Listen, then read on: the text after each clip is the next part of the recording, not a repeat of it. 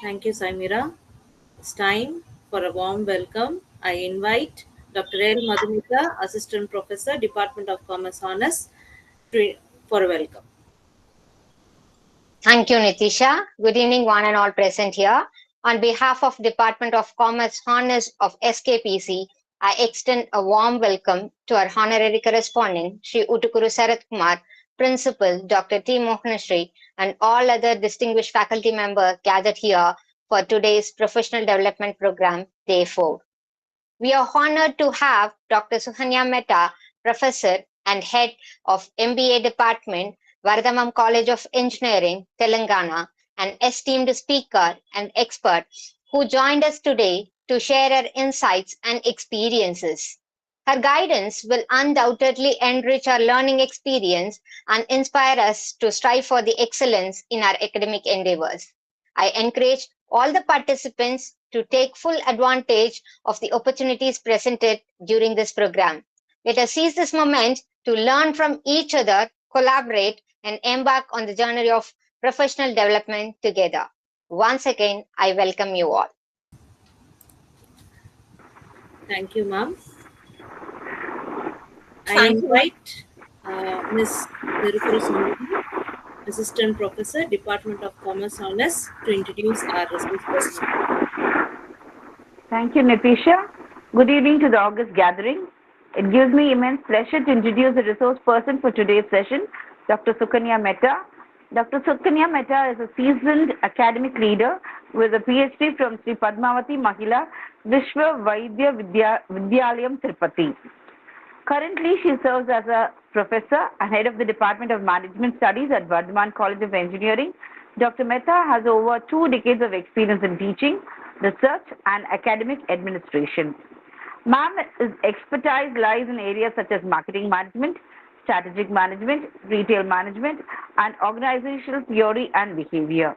She has published several books and articles and actively participated in the conferences and seminars at national and international level. Ma'am is known for her positive motivation, excellent oratory skills, and ability to handle stressful situations. She is a valuable team player with a strong assertive and adaptive nature. Throughout her career, Dr. Mehta has demonstrated a strong commitment to education and professional development. She has held various leadership roles, including Academic Council member, Board of Studies, Chairperson, and IQAC member at KG Reddy College of Engineering and Technology. She is also an active researcher, having published numerous articles and books on topics such as Indian brands and global market, service quality, and customer behavior. Ma'am is known for her dynamic and engaging teaching style as well as the ability to motivate and inspire students. She is also highly skilled in organizational behavior, leadership, and change management, making her a valuable asset to any academic institution. Her positive attitude, adaptability, and strong communication skills contribute to her effectiveness as leader and educator. We are really happy and honored to have you with us, ma'am. The session is yours now, ma'am. Over to you, ma'am. Thank you, ma'am. Thank you for your good introduction, Sundari, ma'am. Let me adjust my screen and I'll start presenting. Good evening to one and all who are present here for the session. This topic, I asked Sundari ma'am, generally FDPs happen on normal routine topics, but you have selected a very,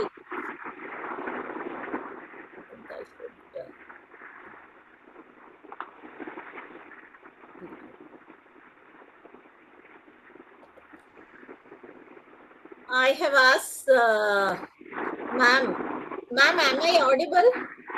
Yes, ma'am. Yes, ma'am. Yes, ma'am. Yes, ma'am. Yeah, when I have seen this AI tools for enhancing pedagogical in education for enhancing pedagogical initiatives, I am very much interested.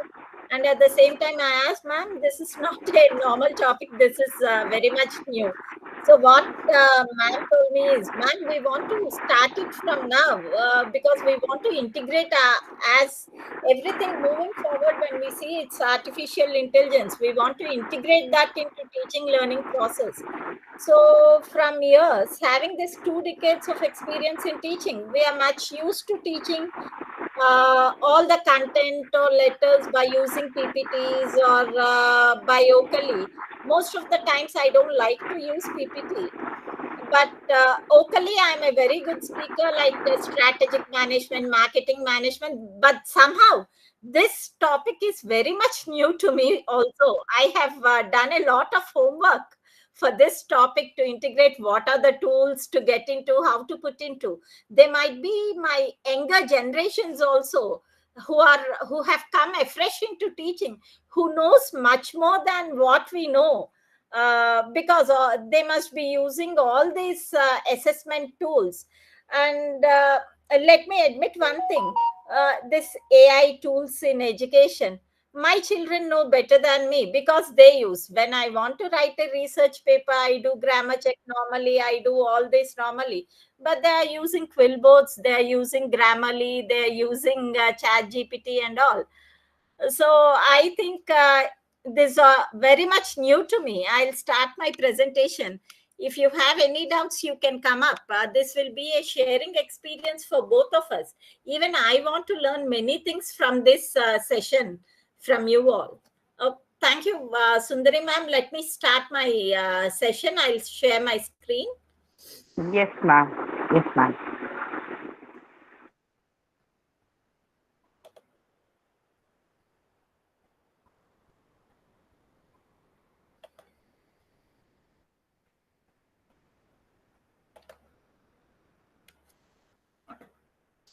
Ma'am, is the screen visible, ma'am? Yes, Yes, ma'am. ma'am. It is Yes, visible. ma'am. Yeah. Yes. Yes, ma'am. See, today's topic, empowering using AI in teaching for enhancing pedagogical initiatives. When you see, the world is moving at a dynamic pace, and any one sector that has transformed a lot after COVID is education sector. And it is more with the education sector, that lot of things we have got this online conference thanks to COVID, because of education, because of COVID only. But hardly we used to have such kind of sessions, me in Hyderabad, you connecting from different parts of the globe.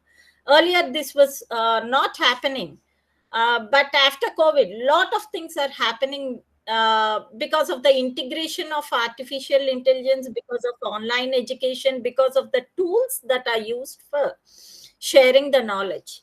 And today's presentation walks through the revolutionary impact of artificial education on artificial intelligence on education, from personalized learning experiences, from creating personalized learning experiences to data driven insights and beyond. So, first of all, let's talk about what is artificial intelligence. Artificial intelligence is nothing but, which is not human, which is very much artificial, but similar looks like to human intelligence, stimulation of human intelligence process by using machines, right? And here we use algorithms, means a much reduced set of instructions are given in the form of algorithms and data to enhance teaching, learning, and certain administrative processes also. So, how this AI journey, and what is the journey of this AI in educational landscape? See, now when you see over past few years, over 5 years, this integration of artificial intelligence has become a very burning issue, a very recent trend or usage in this education sector. And particularly, this has changed all types of education, from early childhood education to adult education. When you see, when I was a child, we never used to have this projector screens where someone else, with the help of chatbots, to make the session more engaging and more entertaining. When I interact with school teachers, or when I go to school and see for sessions, some small child comes up, teacher opens a presentation, all this curated materials are created with the help of AI. Someone in the age group of 4 to 5 comes and talks and teaches, this is an apple. Apple is red in color.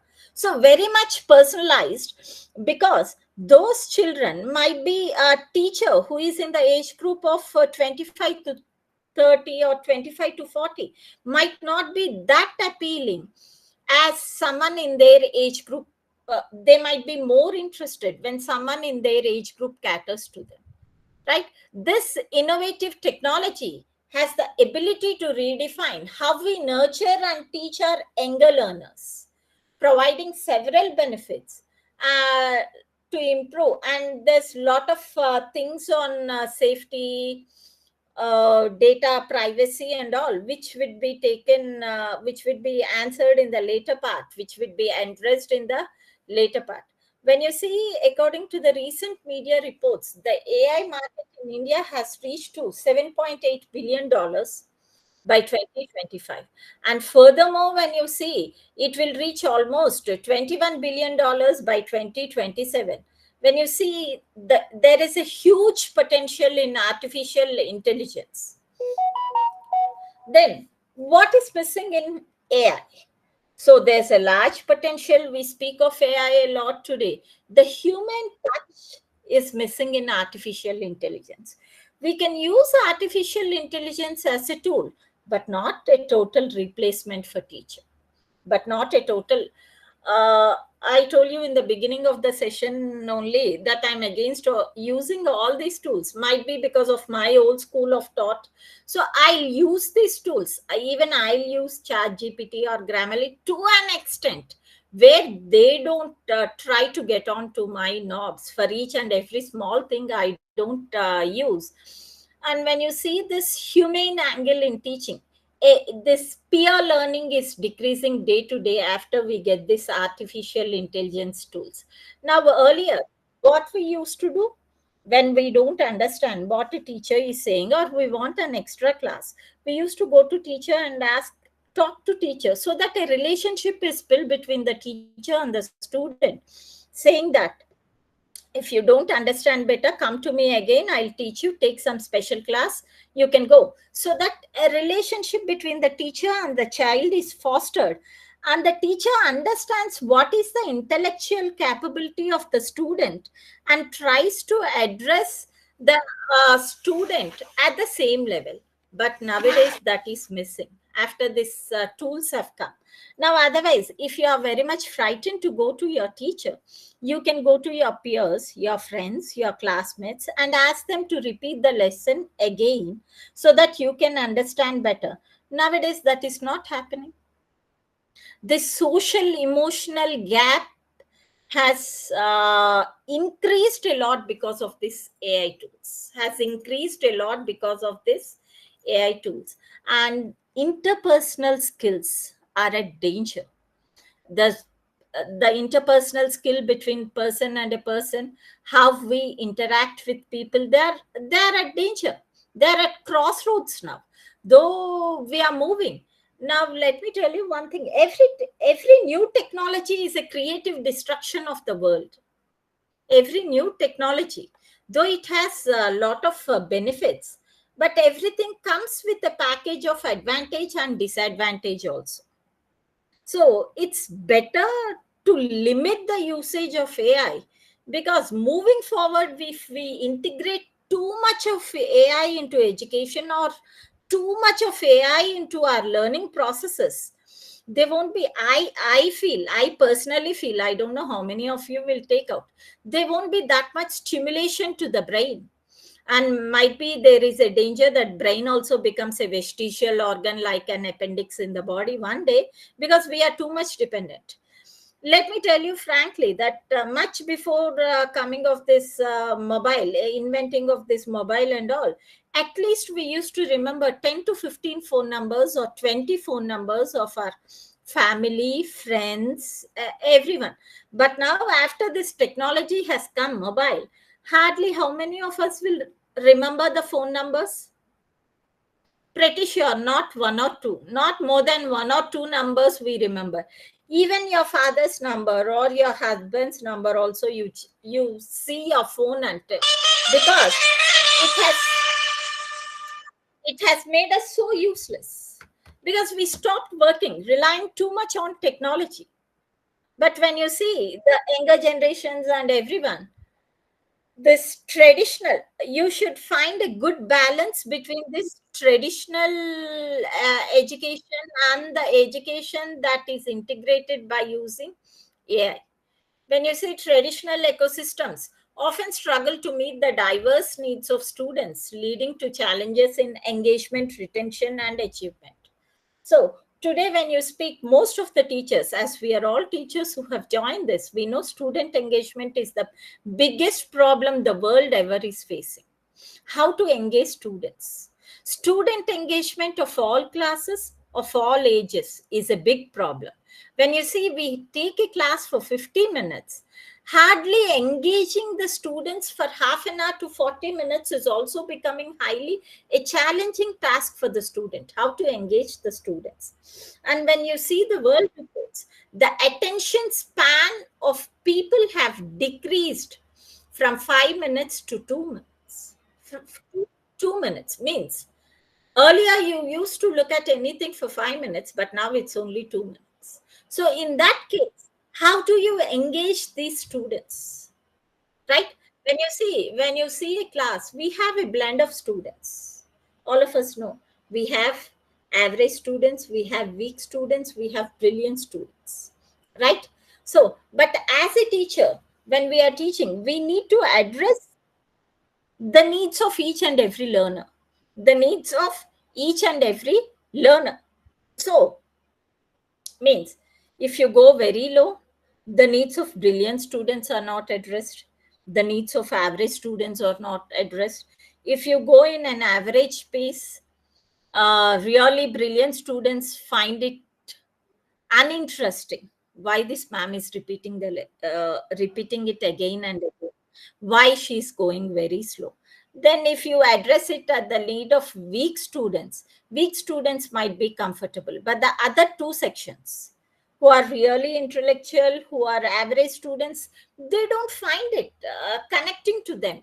So now this engagement has become a big problem to address the diverse needs. It's no longer that we give question paper, ask them to write 10 times imposition, or we give an assignment, ask them to check the answers and write. No, no, no. How do we engage in this case? So in this case, I think we can take the help of AI, where sessions and content, because for me or you as an individual, to curate and to content the essay, to prepare the assignments for different level of students might be very challenging.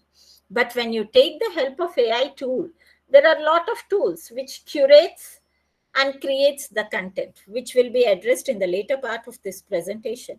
So when you take this, definitely it will be of great help to the teachers. It reduces the teacher's time. It makes teachers' life very easy. Very easy. Then, what are the key applications of AI in education? One thing is personalized learning, as I have told you. Every student is unique. They have their own learning styles, pace, preferences, providing customized learning experiences. When you see, there are a lot of platforms where a student is given, like all of you must have heard about Byju's or Vedantu or Physics Wala, where Akash, where a personalized dashboard is given to the students, all the IDs are given to the students. So you can take the assessment. Assessment is kept, and you can take the assessment any time of the day or any part within the given schedule. Then it analyzes how you have written and gives your learning gaps, where you are really weak, where you are strong, and how to improve. All this would be suggested by this assistants, virtual assistants, and tutors also. Suppose when you see, I want to know about store layout. What are the recent stores, or what are the recent layouts, store layouts in retailing? What are the topmost layouts used by top 10 retailers? Now I can go to chat GPT and ask, what are the store layouts? Now I want to set up a new retail store. What is that you can suggest to me? Who are my competitors within this budget, within this framework?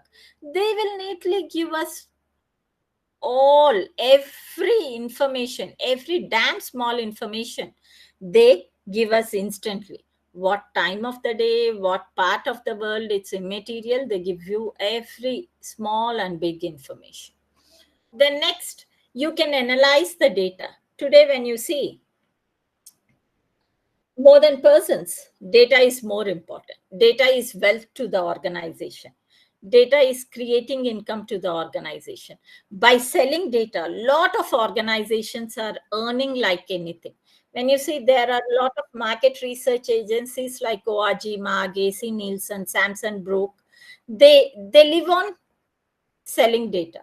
They live on selling data to all the big brands, all the top companies, right? So data is wealth today.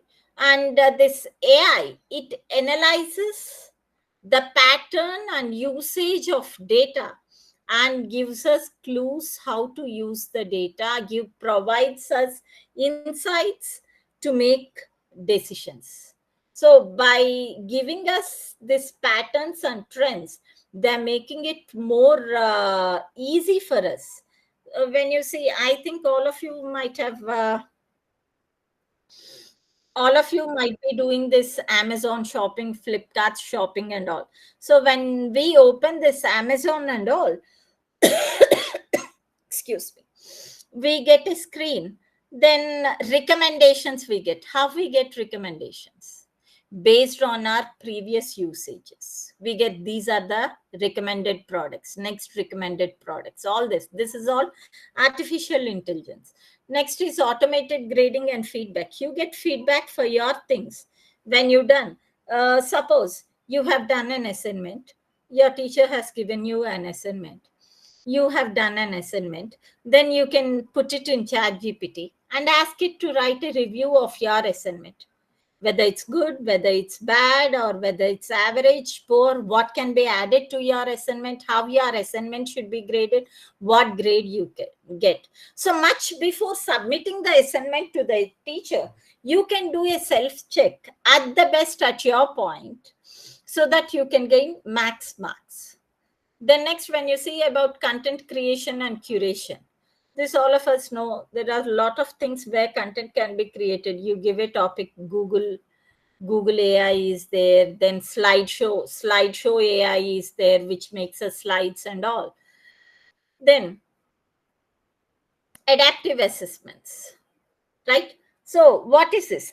Adapting to the particular student's learning style. Then language learning. There are a lot of platforms. There are a lot of platforms where you can improve your language. Duolingo is one of them. Then Google Translator, right? You can learn languages by using this. Then AI is really easy for those students with disabilities, which with disabilities, they can sit at home and work anything and everything. Then, what is the future of this artificial intelligence in education? The era of AI has just begun, and it will try to increase. We don't know for next 10 years or 20 years it's going to take, or it's going to fall. Just like that, the bubble is going to blast and it will become more and more rampant in the future, right? So this AI is going to become one of the most supporting pillars of education system across the globe. And actually, if I told teachers are replaced, then none of us will be having work by using this AI tools. But AI can be just used as a supplementary tool to educate students. But AI can never replace the teacher, because the human and emotional feelings are missing. The human touch of the teacher is missing. The emotional feelings of the teacher are missing. Then, what are the benefits of AI? When you see, they offer personalized learning, you can get more improved outcomes, then you have more time saving automation, giving your feedbacks, giving your assessments. Then it can give you a lot of data where you can really look into and have an insights which can improve your teaching and learning process. But at the same time, there are a lot of challenges.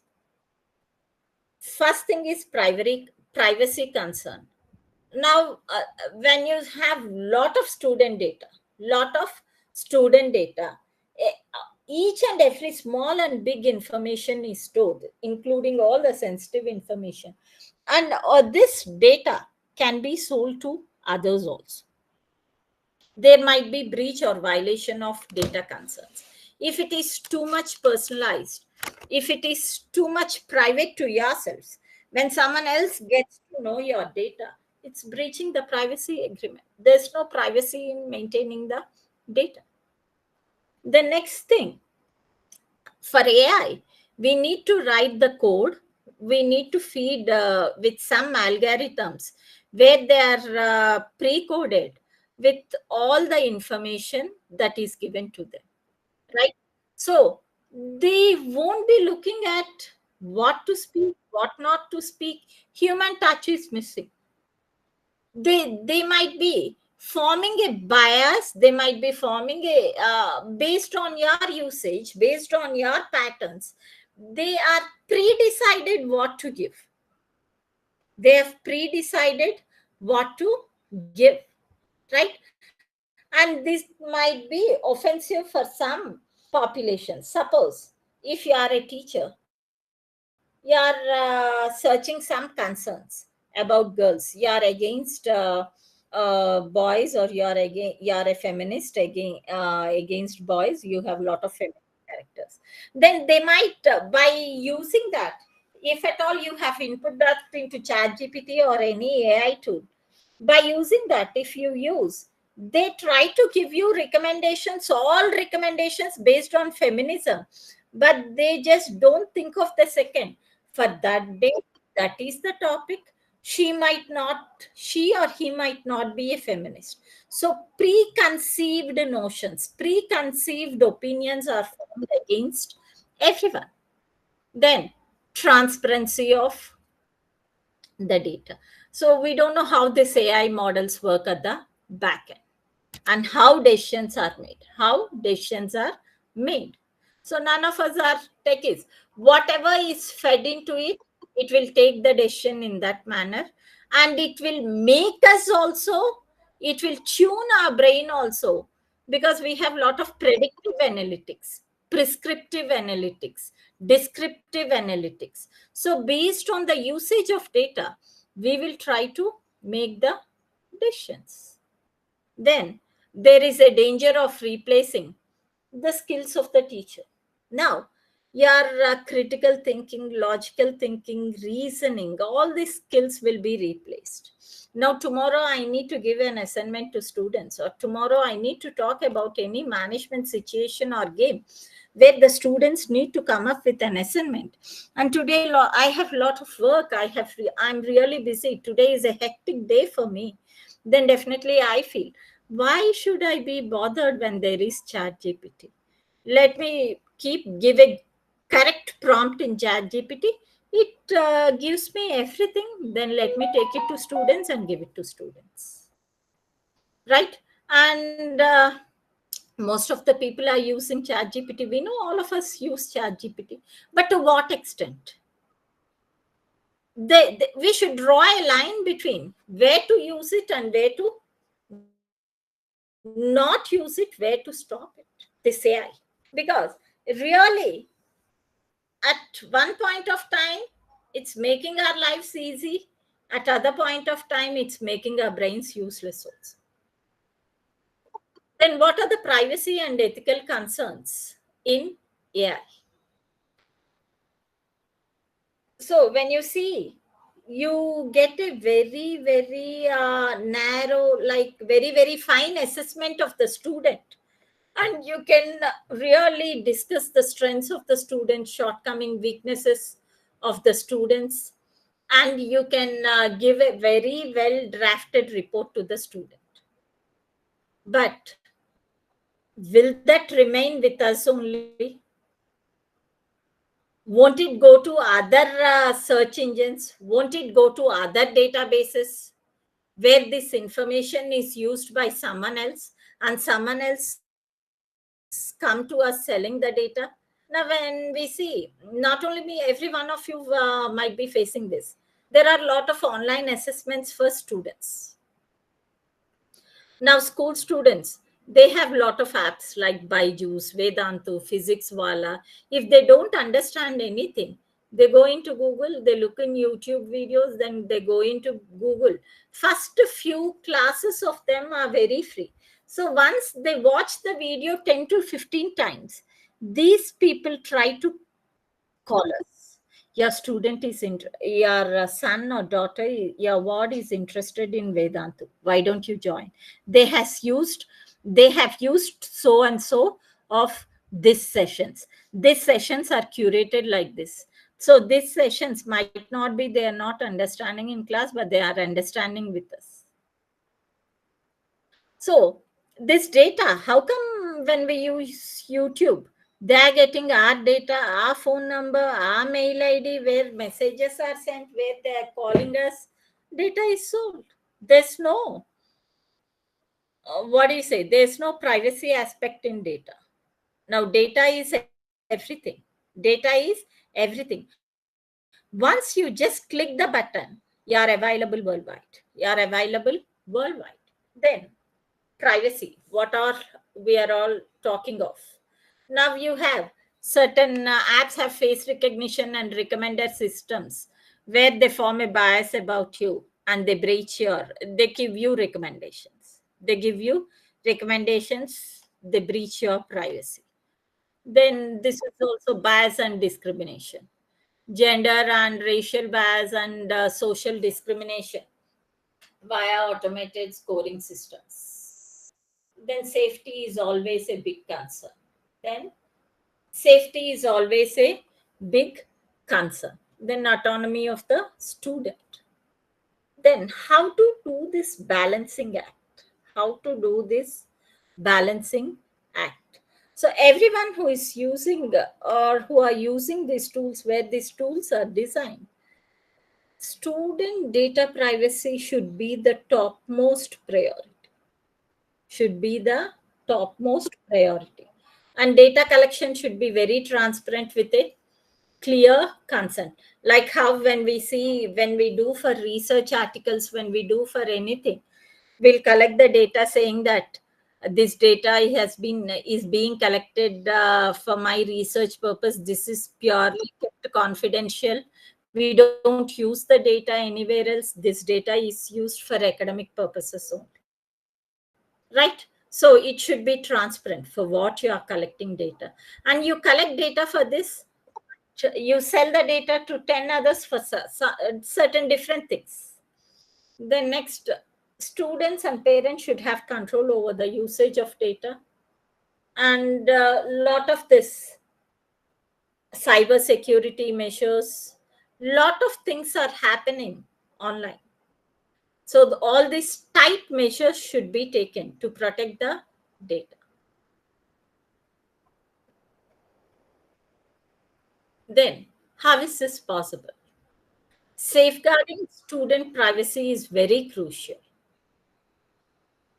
So, institutions must implement data protection policies, limit data collection, and ensure transparency around how student information is used. Right? So, when you see here in Telangana, we have fee reimbursement. Fee reimbursement.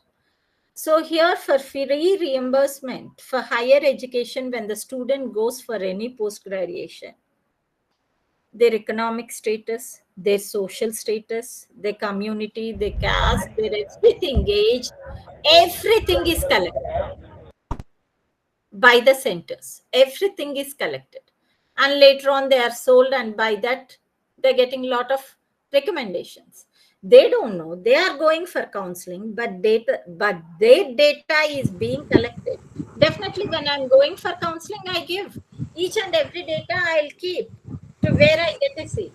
It is not necessary that that data is kept private.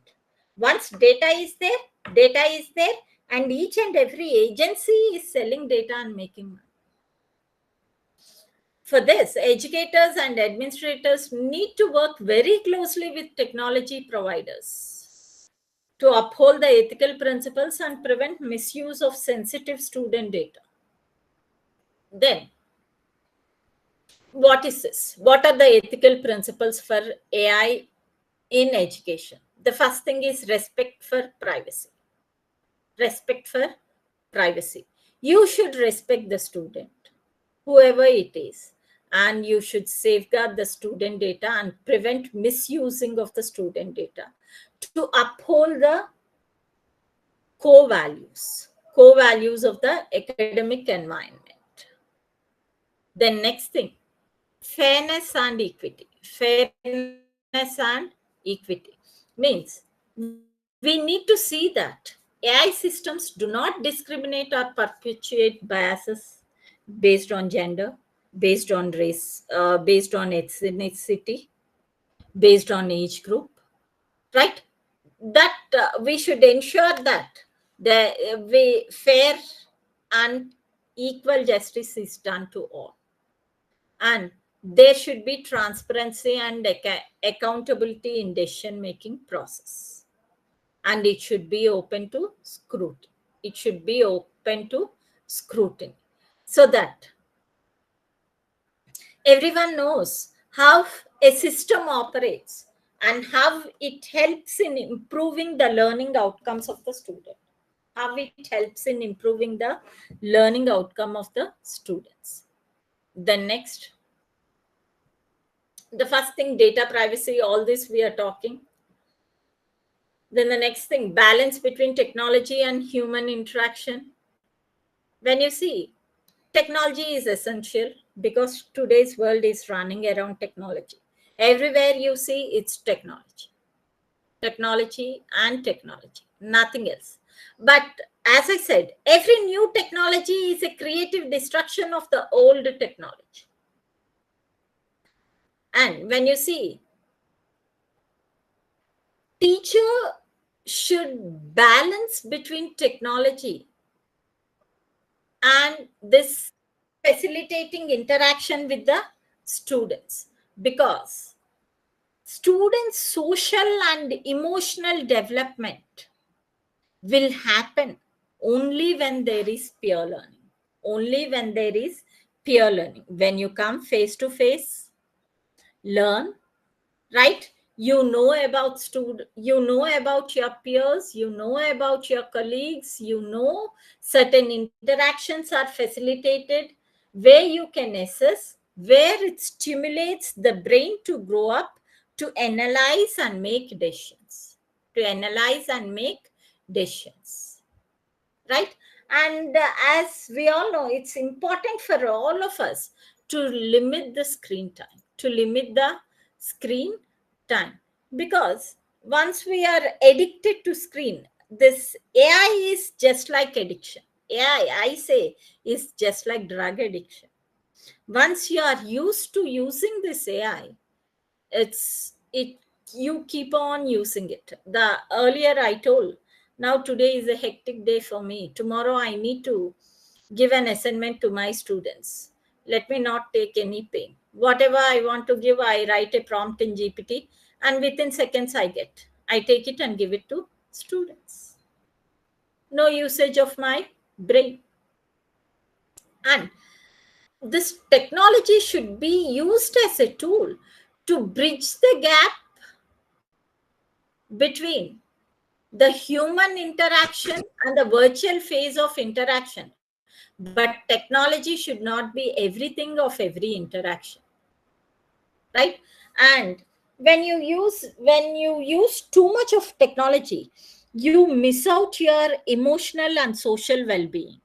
You miss out your emotional and social well-being. Then to promoting of creativity.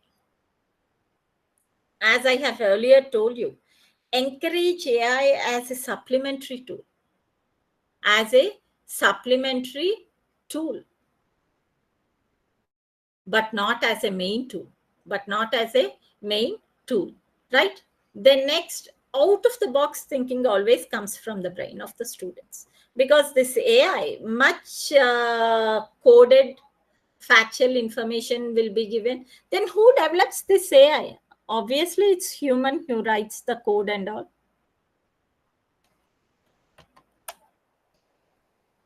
Then you should always see to ensure fairness in all the assessments, and you should try to avoid bias.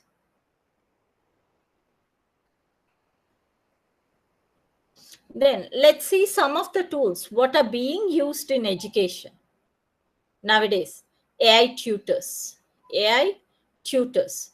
Now you have a personalized AI tutor. You can adapt for every individual based on your learning style. Based on your learning style. Then adaptive learning platforms. So many learning platforms have come where you have personalized learning materials. There's a language learning app, right, by Google, where you can learn different languages. Then enhanced student support, automated grading tools. When you want to conduct a quiz, you can use mentor mentimeter, where the grading is done automatically to 60 students. To 60 students. You can conduct a quiz in Teams. Automatically, it gives you an assessment. Then you through Google Forms, automatically it generates. The next, virtual learning assessments. This virtual learning assistants, they're open 24/7. Anywhere they give you clarification on concepts, and they give you valuable learning experiences outside the classroom. A lot of tools like ChatGPT, then Google AI is there. You have a lot of tools. Then AI content creation. Previously, I was telling you can create slideshows. You can create question paper based on this AI. Then you can even ask for feedback. Lot of personality tests, lot of things are put up in AI where you can assess your personality if you want to be an enterprise. Like recently, I have attended Vadvani.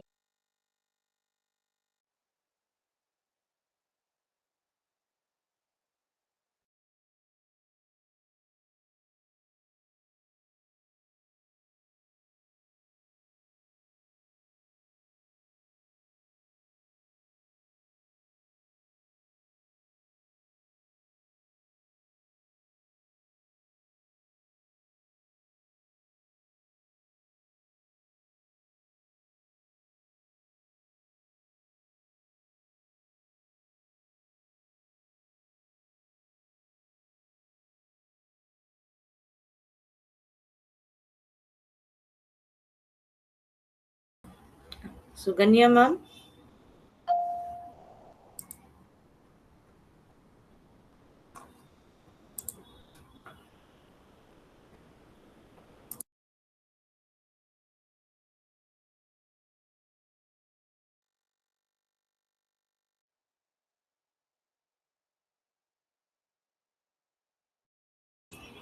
Sundari ma'am, are you online? Sundari ma'am. Yeah, yes, Nitisha. Ma'am, I think ma'am has left. I think due to some technical issues, I think so. I'll just She's check not. it out. I'll just check it out. Yes.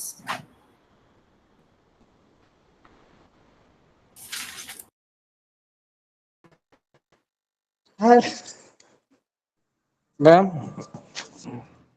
Audio ப்ராப்பரா இல்லைங்க ma'am. Hello, Sir? Audio ப்ராப்பரா கேட்க மாட்டேங்குது ma'am. வெளியே போயிருது Google meet விட்டு. கொஞ்சம் technical issues இருக்குங்க சார். இந்த 2 நாளா அப்படிதான் மேம் இருக்கு. நெட்வொர்க் ப்ராப்ளம்னு வந்திருக்கு.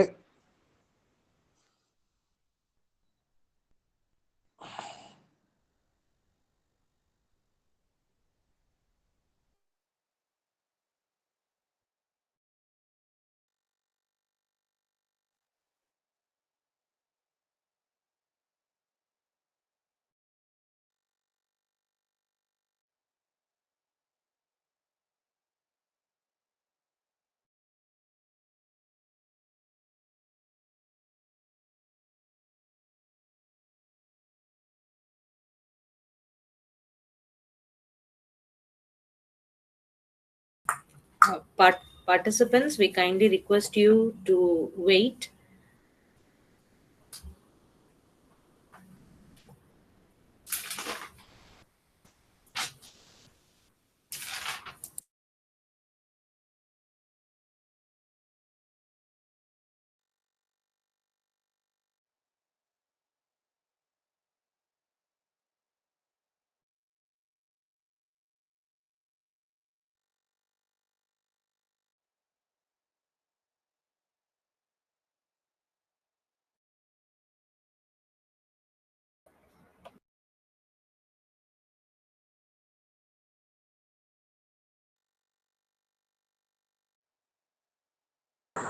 Nitisha ma'am has joined.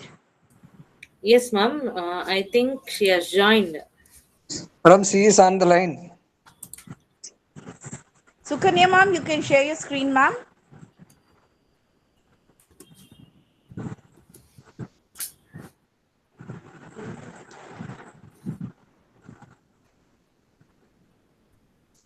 Sukanya ma'am, are you there? I think ma'am is facing some technical issue. Ma'am, I'm there. I'm sharing my screen, ma'am. Yes, Okay, yes. ma'am. Good morning. We are waiting, ma'am. We'll wait.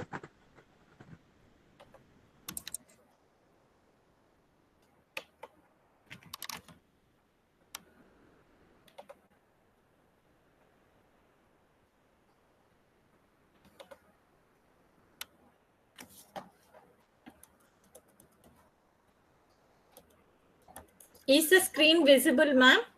Yes, yes. Screen visible, ma'am. Yes, ma'am. Yes, ma'am. Yes, ma'am. We can able to see.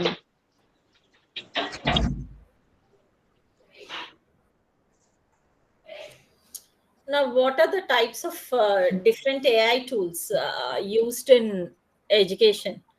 Adaptive learning platforms, recommendation engines, search engines, AI powered tutors, then chatbots, automated scheduling systems. This automatic scheduling systems has the usage has increased after COVID, I feel, because a lot of us schedule, a lot of us follow, started using Google Calendar, started scheduling classes in Teams and Zoom to create these classes.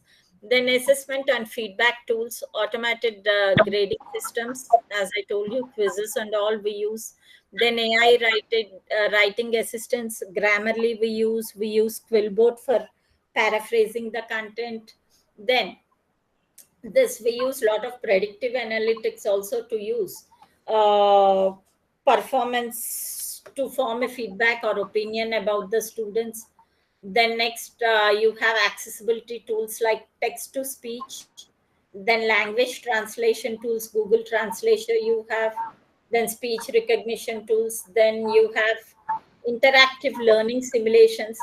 Then a lot of business schools are teaching management practicing strategy by using this simulation methods. Out of them, Capstone is a very good platform. We can simulate any model, any business model. We can teach this trading, everything through simulation. Uh, then next, I was talking about recently. I have attended one FDP through Wadhwani Foundation. They have a very good platform. They have integrated AI so well into their learning systems. Like, suppose if you want to do any startup, like earlier, we used to do a startup, proceed, then burn. A lot of people doesn't know even now also. I came to know first by seeing their material. Now if you have some financial projections, financial forecasts, you are very clear with your business model. Venture teams, you can create an online virtual venture. If you have financial projections for the venture, you can give up the financial projections.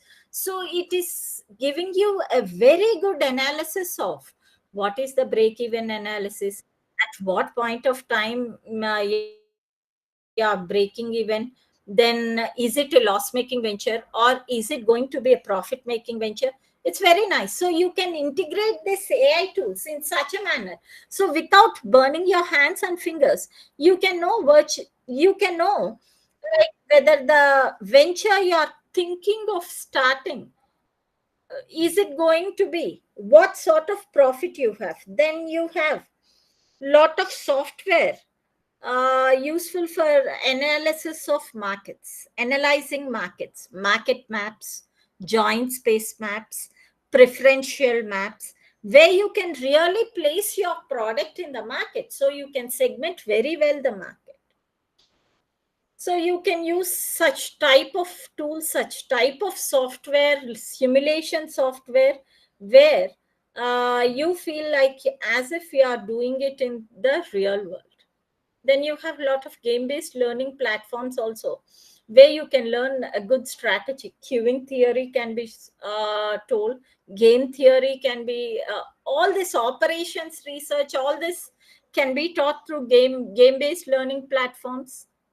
Then next, virtual and augmented reality. This virtual and augmented reality, we know this Microsoft Xbox gaming solutions. They create virtual and augmented reality. By sitting here, you play with someone else in some other country. By sitting here, you can virtually go and have tea in the White House. Then, what are the challenges of AI in education? First thing, data hacking, data privacy. Next thing, ethical considerations, because they should create that balance between what to and what not to, what to and what not to, while enhancing the educational experiences. They should respect individual privacy. Then next, financial implications. So initially it is very expensive. Initially it is very expensive. Later on, you can cut down the costs. Then with AI, you can make this routine, repetitive, and boring tasks.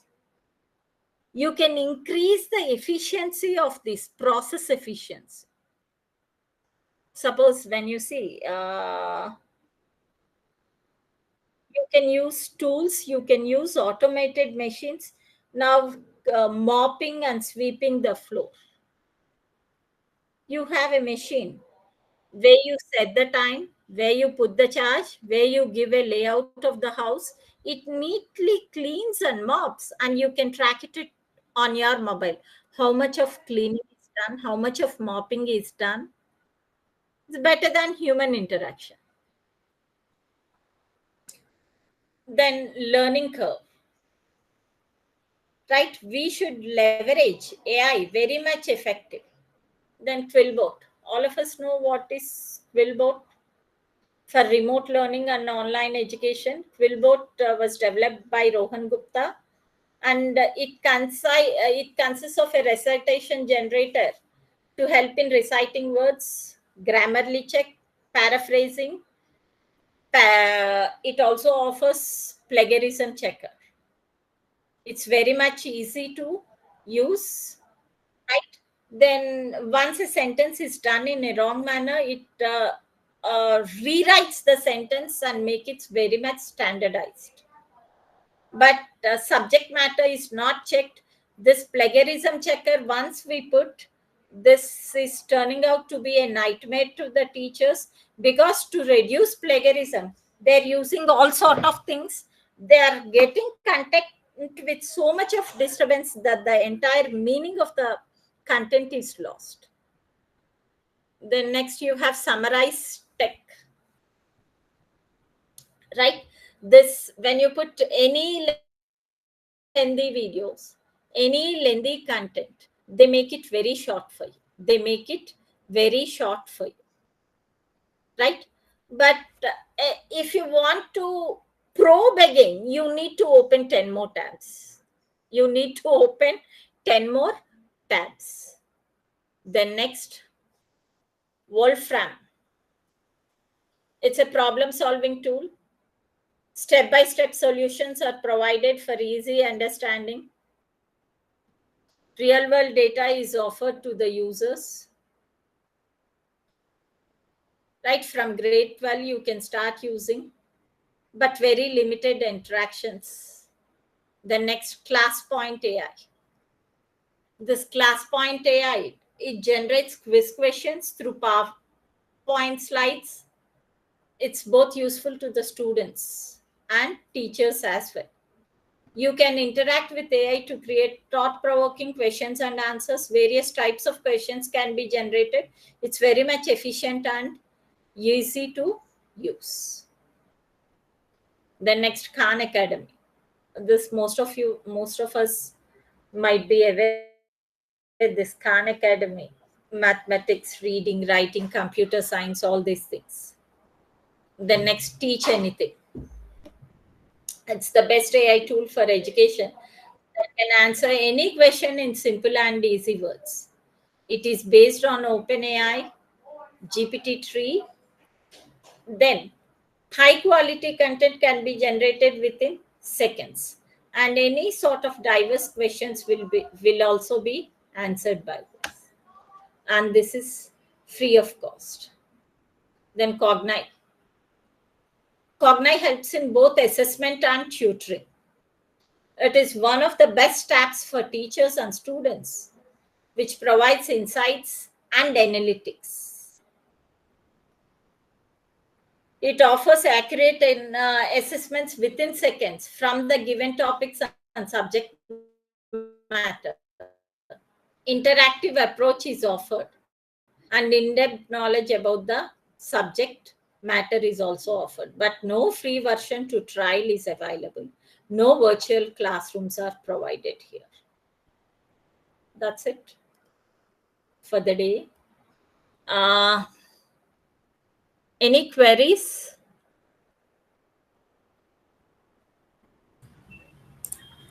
Ma'am, we'll have a formal vote of thanks. Later, we'll go for a questioner session. Yes, ma'am, please. I invite Ms. R. Rakshana, Assistant Professor, Department of Commerce Honors, to propose the vote of thanks. Good evening to one and all present here. First and foremost, I thank the Almighty to shower her blessings in all our endeavors.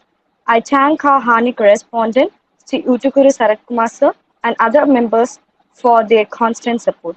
I extend my gratitude to our beloved principal, Dr. T. Mohanastri ma'am, and vice principals, Dr. P.B. Vanita ma'am and Ebmi Napine ma'am, for their guidance and encouragement. I thank our resource person, Dr. Suhanya Reddy, professor and head department of MBA, Telangana, for her generous contribution for this event. I also extend my gratitude to her, the head of the department and IQAC coordinator, Dr. P. Bharanikumari ma'am, and my beloved colleagues for their meticulous support. Last but not the least, I thank all the participants for their wonderful contribution. Thank you, one and all. Thank you, Rakshana ma'am. Participants, the session is open for your queries. Feedback link will be posted. Fill the form as soon as possible.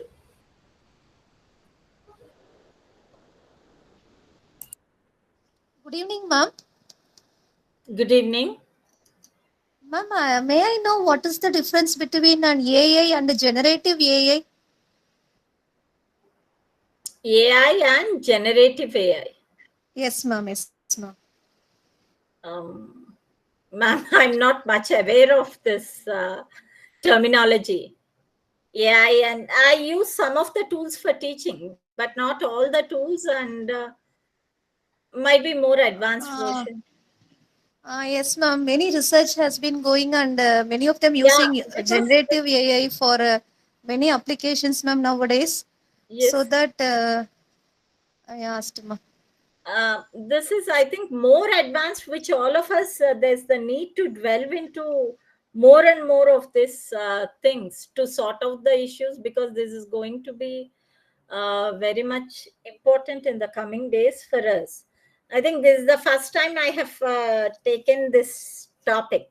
Definitely, I'll look into it. It's very nice you have asked. I'll first look into it and clarify. Ma'am, can you please post my address? Sorry, can you please post your question so that I can answer your question? If not now, tomorrow at least I'll search and I'll answer. Yes, ma'am. Yes, ma'am. Thank you very much, ma'am. Ma'am, I would like to say a sentence for this. Somebody had asked for the difference, no, ma'am. Yes, ma'am. AI is traditional AI, which actually deals with classification and other things. And generative AI actually deals with different sort of data, such as images, videos, like that, ma'am. I think generative AI is most advanced than AI. Is it so, Exactly. ma'am? AI is traditional AI, ma'am. And Yeah. generative AI actually deals with different Shall higher I data. shall I add, ma'am? Shall I add Yes. something over here? Definitely, ma'am. Let's have fruitful discussions over this. Yes, ma'am. Generative is AI is nothing but one example is only that chatbot which you use. So it is capable of generating something new for you. But the traditional AI is the one which is the technology that is used for, as Anta ma'am was telling, it is for classification, regression, all those things. We use the technology for doing some classification, prediction, all those things. So ChatGPT is one example for generative AI, which is generating something for us Okay. using the traditional AI. Thank you, ma'am.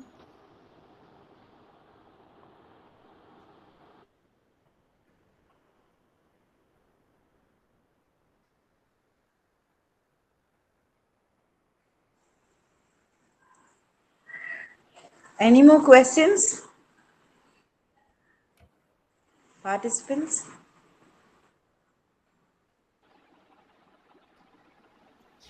Ma'am, shall we wind up, ma'am?